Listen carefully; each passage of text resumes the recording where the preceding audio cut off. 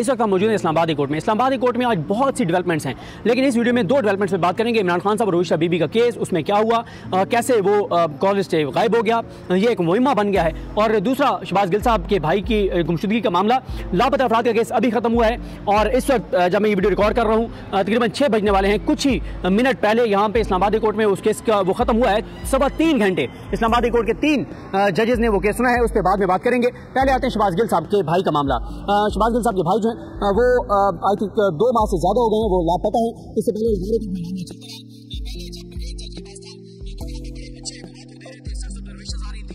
अच्छे तरीके से केस लेकर चल रहे थे, फिर केस ट्रांसफर हुआ एक और जज के पास, फिर वहां से मामला तो आगे नहीं बढ़ रहे थे, वहां से पिटीशन विड्रॉ की गई और इस्लामाबाद कोर्ट में दायर की गई। जस्टिस समन रिफत इम्तियाज साहब के पास लगी, पहले एतराजात थे, वो एतराजात दूर हुए, जो जुडिक्शन का मामला था, दायर इख्तियार का मामला था, वो हल हुआ, काबिल समाअत होने का मामला था, वो हल हुआ। गुज़िश्ता समाअत पर IG जो है और दीगर इदारों ने आकर कहा कि हमारे पास नहीं है, लेकिन इल्जाम क्योंकि इंटेलिजेंस एजेंसीज पे था तो वजारत दिफा को नोटिस किया गया, उनसे जवाब मांगा गया और आज वजारत दिफा को जवाब देना था। लेकिन आज हुआ क्या,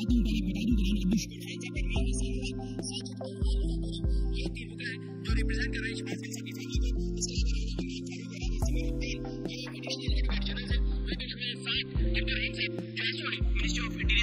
जो है वो पेश हुए। आज अदालत के अंदर वजारत दिफा ने अपना जवाब जमा कराना था, लेकिन आज अदालत को बताया गया कि वजारत दिफा की जानिब से छुट्टियां थी और इस छुट्टियों की वजह से वजारत दिफा जो है वो जवाब जमा नहीं करा सकी। इस पर लिखा है जस्टिस समन रिफत इम्तियाज साहब ने कि ये जो कहा गया है कि वजारत दिफा ने जो है वो रिपोर्ट छुट्टियों की वजह से जमा नहीं हो सकी, ये बहुत नॉन सीरियस है, बहुत नॉन सीरियस कहा गया है, गैर संजीदा करार दिया गया है कि एक पाकिस्तानी शहरी लापता है, उसकी जिंदगी का मामला है, उसकी लिबर्टी का मामला है, उसकी आजादी का मामला है, लेकिन यहाँ पे उसकी जिंदगी स्टेक के ऊपर है और यहाँ पे जो है वो एक रिपोर्ट जमा नहीं करा सकी वजारत दिफा। अदालत ने अब डायरेक्ट किया है वजारत दिफा को और तमाम रिस्पोंडेंट्स को कि अगली तारीख से पहले यानी 2 तारीख की 48 घंटे का वक्त दिया गया है। 48 घंटे बाद ये आखिरी मोहलत है और इसमें जो भी अवेलेबल बेंच हो उसके सामने शहबाज गिल साहब के भाई को प्रोड्यूस किया जाए, पेश किया जाए, बाजियाब करवाकर जिसने भी उनको अगवा किया है उनसे बाजियाब करवा के और शहबाज गिल के भाई को इस्लामाबादी कोर्ट के सामने पेश किया जाए। ये इसलिए अवेलेबल बेंच का लिखा गया क्योंकि समन रिफत इम्तियाज साहब छुट्टियों पर जा रही है, वो अवेलेबल नहीं होंगी, तो उन्होंने कहा जो भी अवेलेबल बेंच हो उसके सामने उनको पेश किया जाए। ये तो हो गया मामला शहबाज गिल साहब के भाई का। अब आ जाए, आज इमरान खान साहब और बुशरा बीबी साहबा का अहम केस जो है वो समाअत के लिए मुकर्रर था और ये क्यों बहुत अहम है ये मैं आपको बताता हूँ। ये वो केस है जिसके बारे में आपको कई बार बताते हैं और जब भी ये केस दोबारा आता है तो फैक्ट्स बताने बहुत जरूरी होते हैं, क्योंकि ताकि लोगों को जरा रिफ्रेश भी हो जाए उनकी मेमोरी और साथ जो नए सुनने वाले उनको भी पता चल जाए। मामला यह है कि इमरान खान साहब जो है उनको जब देखा नैब ने कि अब इमरान खान साहब एक के बाद एक केस में बरी हो रहे हैं और बोगस केसेस जो बनाए गए थे उन केसेस की इमारतें धड़ाम से गिर रही हैं और इमरान खान की रिहाई करीब आ रही है, तो नैब ने एक और नोटिस भेज दिया इमरान खान साहब और बुशरा बीबी को तोशाखाना केस में। और इमरान खान साहब ने और बुशरा बीबी साहब ने 2 मई को इन नोटिस को इस्लामाबाद कोर्ट में चैलेंज कर दिया और चैलेंज इस बुनियाद पर किया गया, अदालत के कहा गया कि पहली बात तो यह है कि तोशाखाना फौजदारी केस में इमरान खान और बुशरा बीबी को सजा हो चुकी है, तोशाखाना नैब रेफरेंस में उनको सजा हो चुकी है, एक ही मामले पे बार बार केसेस नहीं बनाए जा सकते और ये नोटिस जो तीसरे नैब केस के नोटिस हैं ये गैर आईनी है, गैर कानूनी है, इनको कलअदम करार दिया जाए। दूसरा, अदालत से इस्तदा की गई कि जब तक आप इसकी कानूनी हैसियत को डिसाइड नहीं करते कि ये नोटिस हो सकते थे नहीं हो सकते थे, कम से कम तब तक इन नोटिस को सस्पेंड कर दें। लेकिन होता क्या है, ये एहतशाम कियानी साहब ने ये पूरी डिटेल लिखी थी, 2 मई को ये पिटीशन आई, उसके बाद क्या होता है कि 8 मई को chief justice इस्लामाबादी court Aamir Farooq साहब और तारिक महमूद जंगीरी साहब के बेंच ने ये केस सुना और नोटिस जारी किए 15 मई के लिए। 15 मई को अब समाअत होनी थी, 15 मई को डिसाइड हो जाता कि नोटिस सस्पेंड तो हो जाने थे और 15 मई के बाद 1 हफ्ते के अंदर डिसाइड हो जाता कि ये नोटिस गैर आईनी है, गैर कानूनी है और ये चैप्टर क्लोज हो जाता। और ये बहुत आम था इमरान खान साहब के लिए क्योंकि इसी केस में इमरान खान साहब को गिरफ्तार किया जाना था। 15 मई का जो समाअत थी उससे पहले कैंसल्ड बाय ऑर्डर कर दिया गया उस समाअत को। फिर आमिर फारूक साहब ने तारीख रखी 4 जून की, 4 जून के बाद 4 जून को फिर समाअत नहीं हुई, 25 जून की समाअत रखी, 25 जून के लिए मुकर्रर हुआ तो नो स्कोप करार देकर फिर समाअत को कैंसिल कर दिया गया। समाअत होने से पहले ही 4 जुलाई को इमरान खान साहब के वकला की जानिब से एक दरखास्त दायर की गई, बल्कि 4 जुलाई की तो बोलेगी जिसमें कहा कि अर्जेंट मैटर है, इमरान खान इसमें गिरफ्तार कर लिए जाएंगे। उसको जल्दी सुने, आमिर फारूक साहब ने कहा बिल्कुल ये मामला अर्जेंसी का है, उन्होंने उनकी दरखास्त अर्जेंट समाअत की मंजूर की और उसके बाद केस फिर नहीं लगाया। और फिर आमिर फारूक साहब ने क्या किया कि 13 जुलाई को आमिर फारूक साहब ने केस लगा दिया 17 अक्टूबर के लिए। अंदाजा लगाएं अब होता क्या है, इसी केस में जो आमिर फारूक साहब के पास 2 मई से पेंडिंग था, जिसको 15 मई को डिसाइड होना था या मैक्सिमम 22 जुलाई तक डिसाइड हो जाता, इसी केस में इमरान खान साहब और बुशरा बीबी साहिबा की 13 जुलाई को उस वक्त गिरफ्तारी डाल दी गई जब इमरान खान साहब और बुशरा बीबी इद्दत केस में बरी हुए। अब आमिर फारूक साहब जो है उसके बाद जब वो गिरफ्तार हो जाते हैं इमरान खान साहब और बुशरा बीबी, तो फिर ये मामला चैलेंज हो जाता है इस्लामाबाद हाई कोर्ट में। इस्लामाबाद हाई कोर्ट में आमिर फारूक साहब फिर ये केस अपने पास लगा लेते हैं सोमवार को, पिछले हफ्ते सोमवार को लगाते हैं और सोमवार को इमरान खान साहब के वकला मेन वकला पेश नहीं होते। हिकमत अमली के तहत एतराजात लगे हुए थे, अली बुखारी साहब, खालिद यूसुफ चौधरी साहब ये पेश होते हैं, एतराजात रिमूव करवाते हैं और आमिर फारूक साहब इसको फिक्स कर देते हैं जुमेरात के लिए, जो लास्ट जुमेरात थी जो गुजरी है उस पे।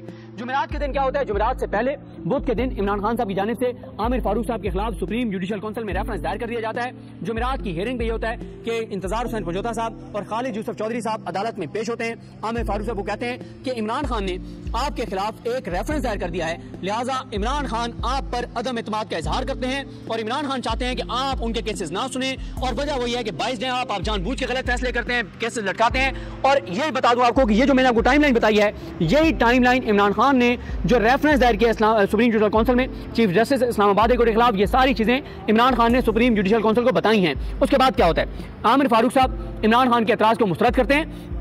और कहते हैं कि ये केस मैं ही सुनूंगा, ये केस मैं किसी और बेंच के पास ट्रांसफर नहीं करूंगा, मैं बेंच से अलग नहीं हो सकता, मैं बेंच से अलग नहीं हो रहा, इमरान खान का केस, बुशरा बीबी का केस मैं ही सुनूंगा। उसके बाद इंतजार हुसैन पंजोता कहते हैं कि चले आपने सुनना है तो फिर इसको सोमवार के लिए मुकर्रर कर दें, यानी कल जो सोमवार गुजरी है 29 जुलाई के लिए मुकर्रर कर दें। आमिर फारूक साहब कहते हैं चले देखते हैं नेक्स्ट वीक में लग जाएगा। उसके बाद क्या होता है, वेबसाइट पर आता है कि ये केस 30 जुलाई के लिए फिक्स हो गया, यानी आज के लिए। आज क्या होता है, आज आते हैं उनके वकला और पता चलता है कि आज कॉल लिस्ट में वो केस ही नहीं है, रात तक कॉल लिस्ट में वो था, रात के पिछले पैर किसी वक्त वेबसाइट से सारा वो चीजें रिमूव कर दी गई और मुहिम्मा ये बन गया है कि आखिर वो कौन है जिसने ये वेबसाइट से रिमूव किया है। और अब बताया जा रहा है कि कल के लिए परसों के लिए इस केस को फिक्स कर दिया जाएगा, लेकिन वही हुआ है क्योंकि अब मैं आपको बताता हूँ ये केस क्यों आम है। मैं इसकी आपको पिटीशन पे लेके जाना चाहता हूँ कि इस पिटीशन में क्या इस्तदा की गई है कि क्यों ये केस बहुत इंपॉर्टेंट है इमरान खान के लिए और बुशरा बीबी के लिए। पहले तो इंपॉर्टेंट इसलिए है कि इमरान खान साहब और बुशरा बीबी की गिरफ्तारी को अगर इस्लामाबाद हाई कोर्ट कलअदम करार दे देती है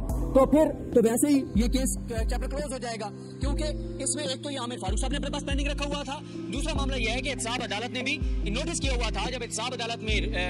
उस्मान रियाज गिल ने और इमरान खान साहब और बुशरा बीबी की दीगर वकला ने जमानत कबल गिरफ्तारी की दरखास्त दायर की, उन्होंने नोटिस किए तो उस वक्त तक गिरफ्तारी नहीं डाली गई थी। जब एक बार नोटिस हो गया था फिर गिरफ्तारी डाली नहीं जा सकती थी। दूसरा, ये पिटीशन क्यों आम है, इस पिटीशन में सदा की गई है कि आइंदा कोई गिरफ्तारी अदालत से पूछे बगैर ना डाली जाए, ये बहुत अहम है। अब आते हैं इस बात पर कि इस पिटीशन में क्या है। इस पिटीशन में सदा की गई कि रियासत को सख्त हिदायत देकर पाबंद किया जाए कि इमरान खान और बुशरा बीबी को इस अदालत की इजाजत के बगैर किसी और मुकदमे में गिरफ्तार ना किया जाए। और साथ ही ये कहा गया कि इनको जो है वो जल्दी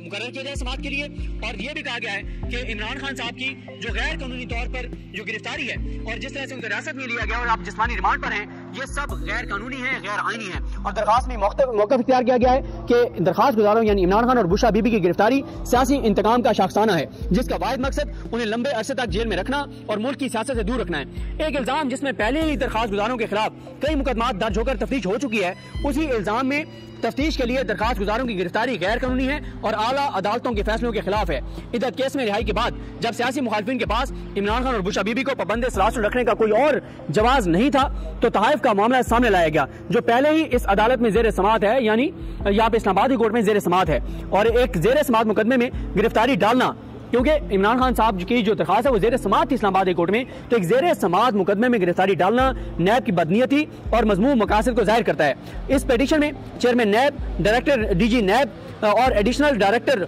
जो हैं उनको फरीक बनाया गया है और कहा गया है कि इन्होंने इख्तियारात का नाजायज इस्तेमाल किया और रियासती तोहफे बेचने के मामले में नैब की तफ्तीश की गर्ज से इमरान खान और बुशरा बीबी को 13 जुलाई 2024 को गिरफ्तार किया गया है। पिटीशन में मौक़िफ़ इख्तियार किया गया है कि इमरान खान जो है वो पाकिस्तान के साबिक वज़ीर आज़म है, मुल्क की सबसे बड़ी सियासी जमात के बानी है, और जबकि बुशरा बीबी साहिबा जो हैं वो इमरान खान की अहलिया हैं और दोनों पिछले 2 साल से बदतरीन सियासी जबर का शिकार हैं। मजीद कहा गया है कि रिजीम चेंज ऑपरेशन के बाद सियासी इंतकाम के इस दौर में इमरान खान, बुशरा बीबी, इमरान खान की क़यादत, जमात, पार्टी वर्कर्स के खिलाफ ना खत्म होने वाले जुल्म, जबर का, तशद्दुद का एक सिलसिला जारी है। और ये अजियतें, दहशतगर्दी और क्या केसेस बनाए गए हैं, दहशतगर्दी के, गद्दारी के, बगावत के, माली जराइम के इल्जामात में कई केसेस का लामहदूद सिलसिला जो है वो जारी है और ये सिलसिला नैब तक भी पहुंचा हुआ है। इस सियासी इंतकाम के नतीजे में मुतअद्दिद झूठे मुकदमात कायम किए गए, जिनमें इमरान खान साहब को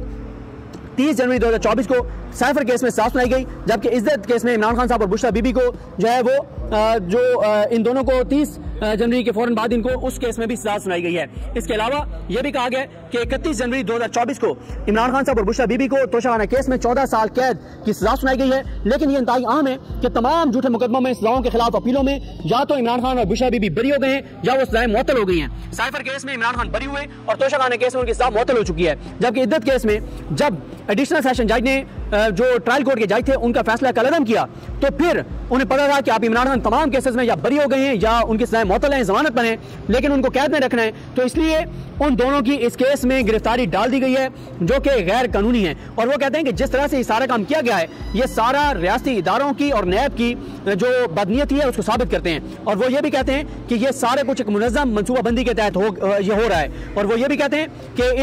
ये केस जो है जिसमें इमरान खान और बुशरा बीबी की गिरफ्तारी डाली गई है ये इस्लामाबाद हाई कोर्ट में ज़ेर समाअत है और 8 मई के लिए इस पर अदालत ने जो है वो नोटिस जारी किए हैं। ये टाइमलाइन इसलिए की गई है ताकि रिकॉर्ड पर रहे कि आमिर फारूक साहब खुद जिस केस में नोटिस कर चुके हैं और आमिर फारूक साहब ये केस नहीं लगा रहे, इसी वजह से उसमें इमरान खान साहब और बुशरा बीबी की गिरफ्तारी डाली गई है। और आगे सारे किस किस केस में किस तरह से बदनीयती थी, कैसे गिरफ्तारी की गई, कब वो कितनी जल्दी सजाएं हुई, कैसे वो फिर सजाएं कलअदम हुई या इमरान खान बरी हुए, ये सारी चीजें लिखी गई हैं, सारी टाइमलाइन तारीखें लिखी गई हैं। और अब अदालत में कहा गया है कि इमरान खान साहब की बुशरा बीबी की गिरफ्तारी को न सिर्फ कलअदम करार दिया जाए बल्कि ये जो नए नोटिस हैं इनको भी कलअदम करार दिया जाए। तीसरा ये कि इमरान खान और बुशरा बीबी को अदालत की जाए बगैर गिरफ्तारी से रोका जाए,